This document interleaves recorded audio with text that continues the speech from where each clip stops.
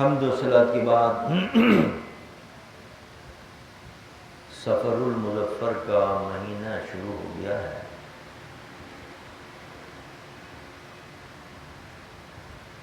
اس ماہ مبارک کے اندر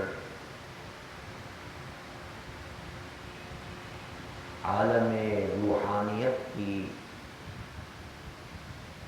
اور میدان تصوف کی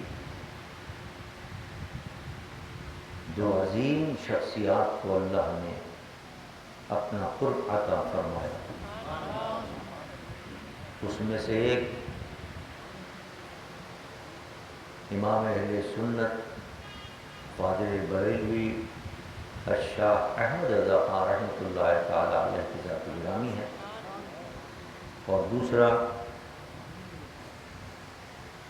حضرت امام ربانی قیوم لامکانی شہباز لامکانی مجدد الفسانی شیخ احمد فاروقی سرہندی رضی اللہ تعالی عنہ کو جوام کے ساتھ،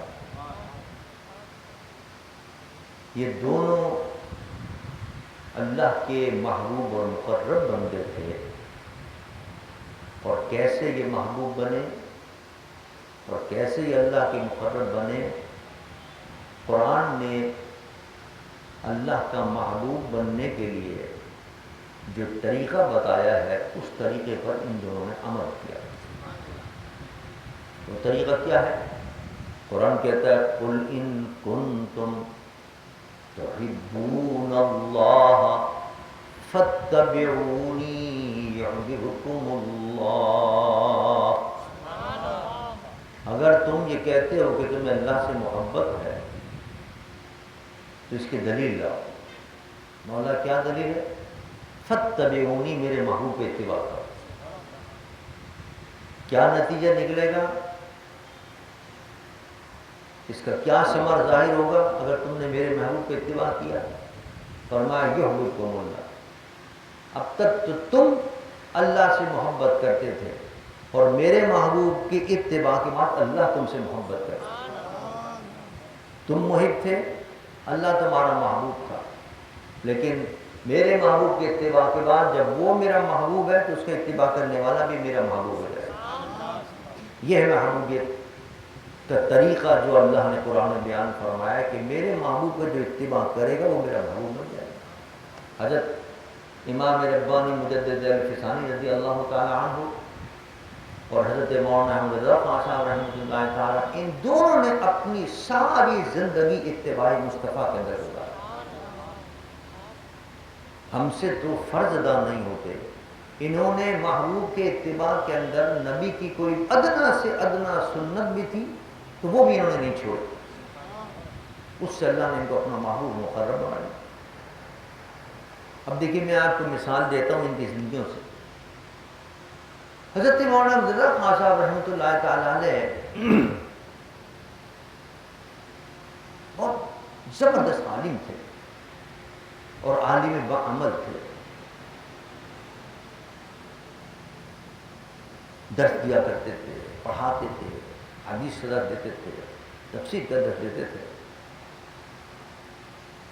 رات کو تہجد کے اوپر نمازیں پڑھتے تھے، پھر امامت فرماتے تھے، نماز ادا کرتے تھے مسجد میں آ کر۔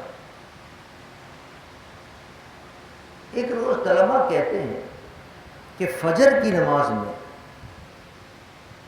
کچھ تھوڑی سی وقت تنگ ہو رہا تھا، جماعت کھڑی ہونے والی تھی، تو جتنے شاگرد بیٹھے ہوئے تھے حضرت امام اہل سنت کے، وہ بیٹھے ہوئے تھے، وہ سوچ رہے تھے کہ اب جلدی جلدی آئیں گے کیونکہ کھڑی ہو گئی جماعت،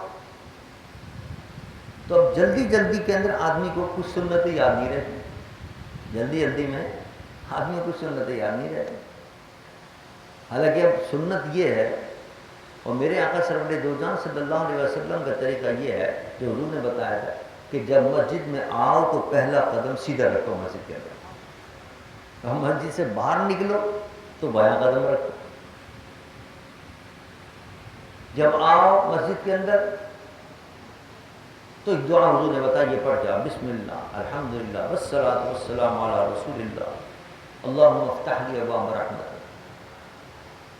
اب جتنے آپ کے شاگرد بیٹھے ہوئے تھے وہ دیکھ رہے تھے کہ دیکھیے چونکہ جلدی جلدی آ رہے ہیں اور جماعت کھڑی ہونے والی ہے تو اس جلدی کے اندر ہو سکتا ہے حضرت امام اہل سنت کو یاد نہ رہے کہ پہلا قدم سیدھا والا رکھنا ہے مسجد کے اندر، ہو سکتا ہے جلدی کے اندر دوسرا قدم رکھ لیں، ہو سکتا ہے وہ دعا یاد رہے نہ رہے پڑھنے کی۔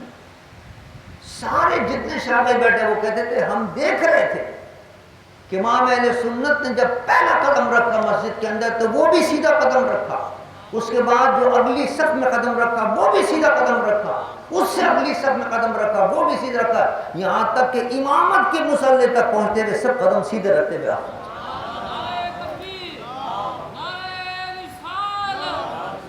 اور وہ دعا پڑھ رہے تھے آپ کہ جو میرے آقا سے بڑے درجہ صلی اللہ علیہ وسلم دعا بتا، یعنی جلدی کے اندر بھی آپ کو وہ سنت جو تھی وہ نہیں چھوٹی، حالانکہ کوئی فرض نہیں ہے، یہ کوئی واجب نہیں ہے، یہ کوئی ضروری نہیں ہے کہ آپ مسجد میں آئیں تو سیدھا قدم رکھیں، بایاں نہیں رکھ سکتے آپ، لیکن نہیں، اللہ فرماتا ہے فَاتَّبِعُونِي يُحْبِبْكُمُ اللَّهُ وَيَغْفِرْ لَكُمْ ذُنُوبَكُمْ وَاللَّهُ غَفُورٌ رَحِيمٌ۔ جو میرے محبوب کی ایک ایک سنت کا اتباع کرے گا، ایک ایک سنت پر عمل کرے گا، اللہ فرماتا ہے وہ میرا محبوب بھی بن جائے گا اور اس کے سارے گناہ میں معاف کر دوں گا۔ تو دیکھیے ایک ایک سنت کا خیال کرنا، یہ تھا ان حضرات کا طریقہ۔ اسی طرح حضرت امام ربانی مجدد الفسانی رضی اللہ تعالیٰ وہ بھی ایسے ہی اللہ کے محبوب مقرب نہیں بن گئے، سنت کا کس قدر اہتمام تھا۔ فرماتے ہیں ایک روز رمضان کا دن تھا، رمضان میں آپ رات کو کھڑے ہو کر قرآن کی تلاوت فرماتے، دن کو روزہ، تراویح کے بعد پھر کھڑے ہو کر پورا قرآن پڑھنا تہجد کے اندر، لیکن حضور کی سنت ہے تھوڑی دیر سونا، حضور کی سنت ہے تھوڑی دیر سونا، پھر اٹھ کر پھر تہجد کی نماز ادا کرنا۔ تو حضرت امام ربانی مجدد الفسانی رضی اللہ تعالیٰ عنہ روزہ رکھا دن کے روزہ رکھنے کے بعد تراویح پڑھی، تراویح پڑھنے کے بعد پھر کھڑے ہو کر نوافل ادا کیے، پھر حضور کی سنت پر عمل کرنے کے لیے تھوڑی دیر کے لیے لیٹ گئے، سونے کے لیے تھوڑی دیر کے لیے لیٹ گئے۔ اب فرماتے ہیں جب میں لیٹا تو میں بائیں کروٹ پر لیٹ گیا، فرماتے ہیں کہ میں بائیں کروٹ پر لیٹ گیا اور سب نیند آ رہی تھی، اس لیے کہ انسان تھکا ہوا ہوتا ہے۔ رمضان میں آپ اور ہم بھی جب رات کو تھکے ہوئے ہوتے ہیں، تراویح پڑھ کے آتے ہیں، سارے دن کی تھکن ہوتی ہے، روزے کے لیے ہوتی ہے تھکن، تراویح کی بھی تھکن ہوتی ہے، اور ہم تو شبینے میں کھڑے بھی نہیں ہوتے، لیکن اگر رات کو کھڑا ہو تو آدمی اور زیادہ تھک جاتا ہے۔ تو آپ فرماتے ہیں کہ تھکن کی وجہ سے نیند بڑی آ رہی تھی اور اس کروٹ پہ آرام مل رہا تھا، بائیں کروٹ سے لیتا ہوں، لیکن میرے دل میں اچانک خیال آیا کہ یہ کروٹ پہ لیٹنا سنت کے مطابق نہیں۔ حضور جب لیٹتے تھے میرے نبی تو وہ بائیں کروٹ پہ نہیں لیٹتے تھے، حضور کا طریقہ یہ تھا کہ وہ دائیں کروٹ پہ لیتے تھے اور دایاں ہاتھ اپنے رخسار کے نیچے رکھتے تھے، یہ طریقہ تھا حضور کے سونے کا۔ اب میرے دل نے کہا کہ نہیں، یہ سنت کے مطابق نہیں، یہ طریقہ، کروٹ بدل دو، سیدھی کروٹ اختیار کرو۔ لیکن جب انسان کو کسی کروٹ پہ نیند آ رہی ہوتی ہے تو وہ سوچتا ہے کہ یہ کروٹ میں بدلوں تو نیند میری اچھاڑ ہو جائے گی، آرام میں فرق آ جائے گا، تو وہ لیٹا، اور یہ کوئی فرض بھی نہیں تھا۔ بھائی دائیں کروٹ پر لیٹنا کوئی فرض تو نہیں ہے، دائیں کروٹ پر لیٹنا کوئی واجب بھی نہیں ہے، لیکن ہاں اگر ایک انسان اللہ کے محبوب کی سنت پر عمل کرے گا تو درجے بلند ہو جائیں گے۔ اب اگر آپ بائیں کروٹ پر لیٹے رہتے تو کوئی حرج نہیں تھا، کوئی گناہ نہیں تھا، لیکن نہیں، آپ نے فرمایا نیند زیادہ آ رہی ہے، آرام اس میں مل رہا ہے، لیکن میں اپنے آرام کو قربان کرتا ہوں نبی کی سنت پر، میں دائیں کروٹ پر لیٹتا ہوں۔ آپ نے دائیں کروٹ بدلی اور فرماتے ہیں جیسے میں نے دائیں کروٹ بدلی اور دائیں کروٹ لے کر میں نے لیٹا حضور کی سنت پر عمل کرتے ہوئے، غیب سے آواز آئی کہ تم نے ہمارے محبوب کی سنت کو زندہ کیا ہے، تم کو بھی ہم نے بخش دیا، تمہارا جو خادم خدمت کر رہا ہے اس کو بھی ہم نے بخش دیا۔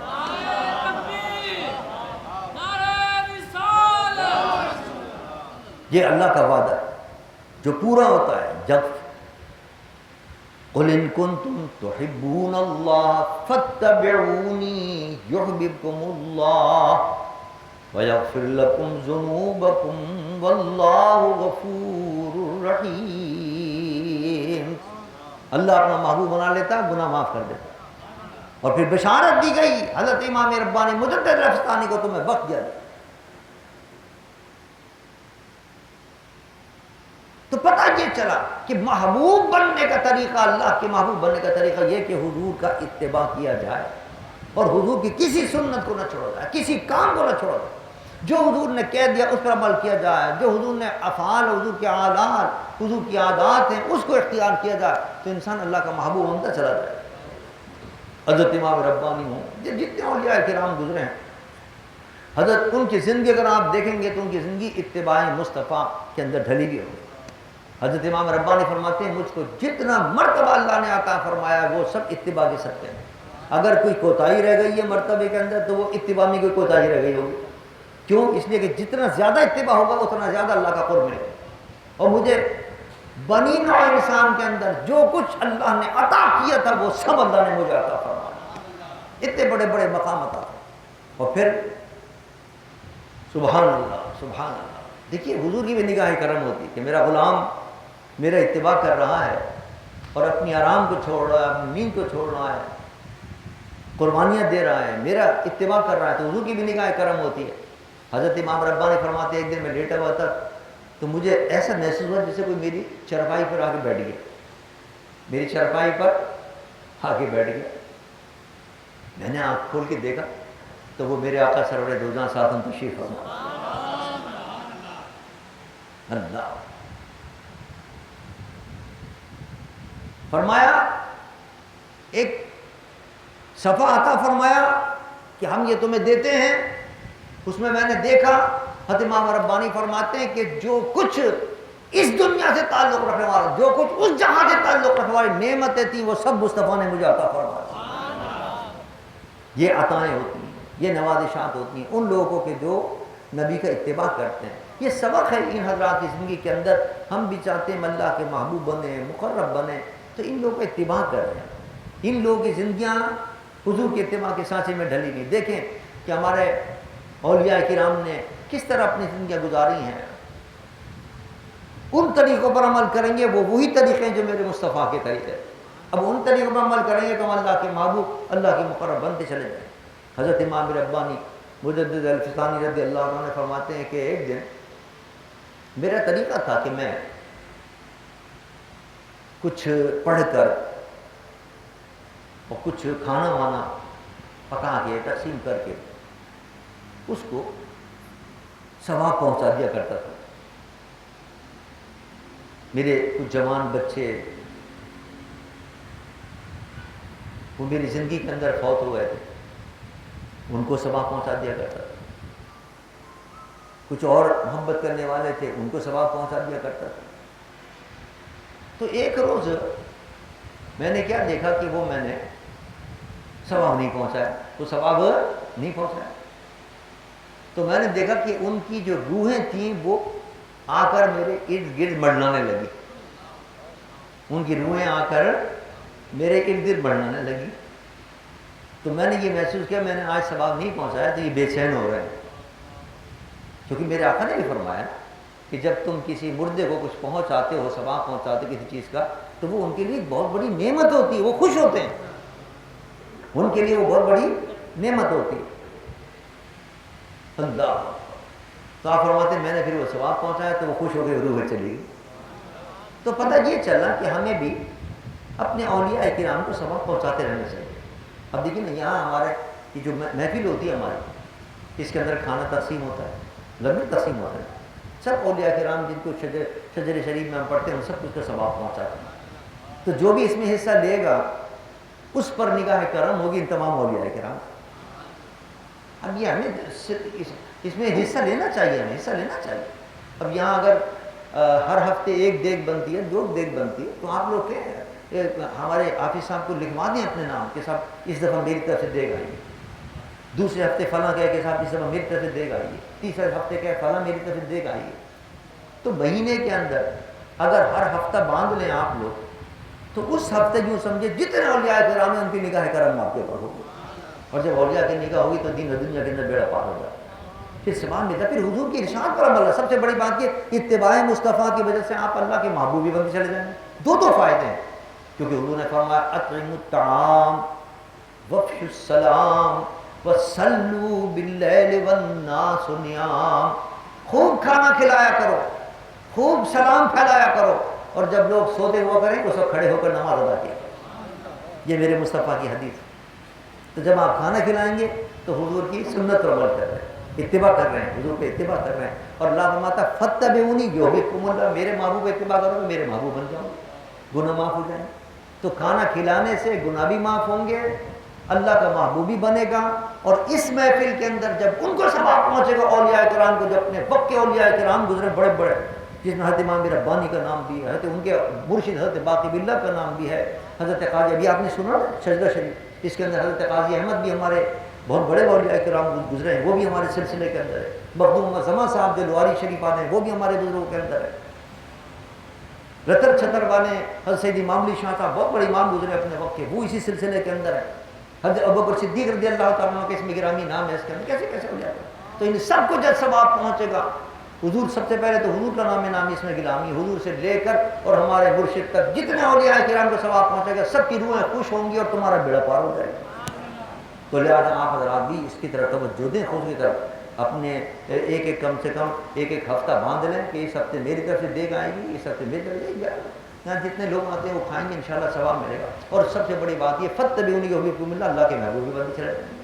تو الحمدللہ یہ مہینہ حضرت امام ربانی مجدد الفیضان رضی اللہ تعالیٰ کی مثال کا مہینہ بھی ہے، اور حضرت امام اہل سنت حضرت شیخ احمد رضا خان رحمۃ اللہ علیہ کا مہینہ بھی ہے. اور دونوں اللہ کے محبوب و مقرب گزرے ہیں، اور دونوں نے اپنی پوری زندگی اتباع مصطفیٰ کے اندر گزاری ہے. اور ہمیں یہ سبق دیا ہے کہ تم بھی اگر اللہ کے محبوب بننا چاہتے ہو تو نبی کا اتباع کرو. ان لوگوں سے تو تہجد کی نماز نہیں چھوڑتی.